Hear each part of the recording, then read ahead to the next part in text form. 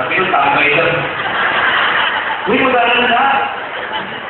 So, after high school, pag-aaral pa rin. No? You go to another level in your life. Kanina, nagbabasa ako ng dyaryo na tinatag ng pamilya nila Vice Mayor Joy Belmonte until nagtayo sila ng panibago, yung Philippine Star, yung Inquirer. So, meron nakasulat doon, Maria Ceres Toyo, siya yung sulat. Ang title ng artikulo, From Payatan to Seiko, Magna Cum Laude. So, okay po, it caught my attention. So, nung binabasa ko siya, meron isang babae na graduate ng Justice Museum Palma High School. No? Tapos, naging scholar siya, she graduated valedictorian, naging scholar siya sa Seiko. Sagot ng Seiko lang siya yung mga pag-aaral. At yung pamasahe, practically 120 pesos per day. MRT, FX, Rice, 120 pesos per day. Sagot naman ng Justice Muñoz Palma Foundation ni Secretary Tadeo Palma. So, sinikwento niya ang kanyang tatay ay janitor sa San Sebastian College. Ang nanay niya ay tumutulong na patinda-tinda kung saan-saan at ng kung ano-ano. So, araw-araw, ito ginagawa niya, papasok sa eskwelahan, etc. Until eventually, nakapagtapos siya. Ano yung message? Ang unang message doon, actually, culture shock siya. Pagdating niya sa eskwelahan, ibang-iba ang atmosphere. Sige, parang, totoo ba ito? Nandito na nga ba ako, nag-aaral ako dito sa St. Scholastica College. Ano yung shock siya? Buti na lang, meron siyang mga kasamang tumugon, tumulong, at tumalina sa kanya sa loob ng 4 na taon ng kanyang pag-aaral doon sa kolehiyo o pamantasan ngayon. So, ano yung message dito? Ang message dito, katulad ninyo, lalo na yung mga nasa likod, ang message ay hindi siya huminto. No? Ano ba yung theme natin ngayon?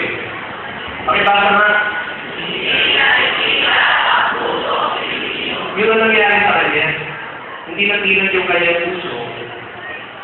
Hindi siya nawalan ng pag-asa na kahit nasimple lamang ang kanilang buhay, yung pangarap niya, inabot niya na makapagtapos siya ng kanyang pag-aaral. Ngayon ngayon mga magulang, binanggit doon, janitor at nagtitinda-tin ka lamang, yun yung pagkakasabi niya. Tuloy pa rin sa pag-ilog ng buhay, sa pag-janitor, sa pag-sinipit, sa pagtitinda, para matustusan, matugunan, yung iba pang pangangailangan ni Jessa. Jessa ang pangalan ng babae. Born December 24, Christmas Eve. Named after Jesus Christ. Tustusan kung ano pa yung pangangailangan ng kanyang anak, ng kanilang anak, upang maabot sila at matapos ang kanilang pag-aaral. So, dapat tayo, mga bata, as we go forward, tapos na tayo sa level ng high school. Papasok na tayo sa panibagong level o chapter ng ating buhay. Medyo huwag tayo mawawala ng pag-asa. Na kahit na anuman ang estado natin sa ating buhay, kahit na anuman ang kalagayan ng ating mga magulang, hindi tayo dapat humito. Hindi tayo dapat humito. Hindi tayo dapat tumingin sa isang bagay, sa isang sitwasyon na magiging palagi sa ating mga pangarap. So, for example, kaya ko yung girlfriend, boyfriend, ano yan, makakatulong ba yan sa atin kung tayo ay magpupursu ng mas mataas na pag-aaral sa kolehiyo? O baka naman, ito ay magiging hadlan o makakasira pa sa atin para hindi natin maabot ang ating mga pangarap. Marami tayo mga kilala, marami tayong nakita na mga kabataan, mga babae, na hindi pa nagtatapos ng high school, ano nangyari? Napuntis na. Alam naman natin yung ating lipunan na kapag kapuntis, nahiya na pumasok. Which is wrong. This is wrong. Dapat pumasok pa rin, mag-aral pa rin dahil yung pagbutis, biyaya naman yan ang may kapal. Saan lang may palagutan, hindi naman panalagutan, maraming salamat dahil maraming mga babae hindi naman nagkakanak. At least blessing is anyway, ano yung point? The point here is that hindi tayo dapat patingan.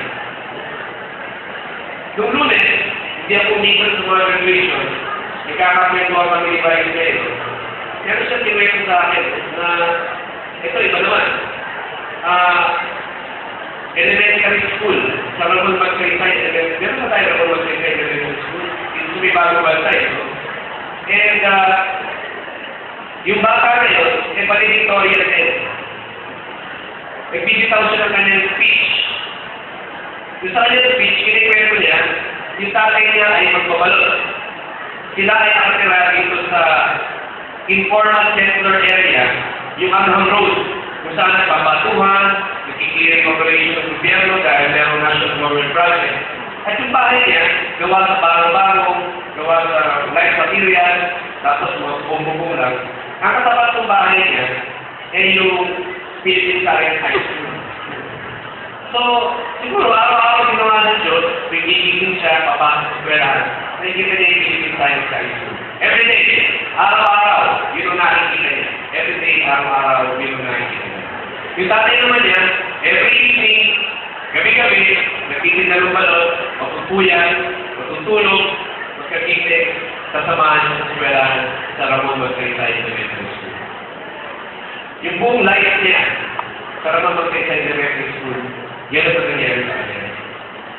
Pero, because of the kabuluhan sa Agham, because merong development na nangyayari sa Agham, ang NSA ay nagbigay ng pabahay para sa kanila sa Rodriguez Hospital.